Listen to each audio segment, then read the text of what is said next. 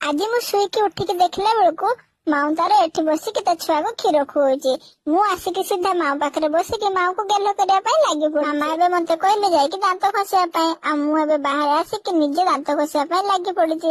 ଦାନ୍ତ ଘଷି ସାରିକି ମୁଁ ମୁହଁ ମଧ୍ୟ ଧୋଇ ପକେଇଲି। ସେ ଭିତରେ ମାମା ଯାଇକି ତାଙ୍କର ଖାଇବା ପାଇଁ ବନେଇ ଦେଇଥିଲେ। ଆଉ ଏଇ ହଉଛି ଦେଖନ୍ତୁ ମୋର ଖାଇବା। ଏଇଟା ମୋ ଭାଗ ଆଉ ଏଇଟା ମାମା ଭାଗ। ମୁଁ ନିଜେ ମଧ୍ୟ ଖାଇ ନଉଛି। ଏଇଗୁଡା ହଉଛି ସୁଜିର ହାଲୁଆ। ମାମା ତାଙ୍କର ଜଲ୍ଦି ଜଲ୍ଦି ସବୁ କାମ ସାରିଦେଲେ ଆଉ ଅଫିସ ପାଇଁ ମଧ୍ୟ ରେଡି ହେଇଯାଇଥିଲେ। ଆଉ ଏବେ ମତେ ନେଇକି ଛାଡି ଦେଇଛନ୍ତି ଡମି ଦୋକାନରେ।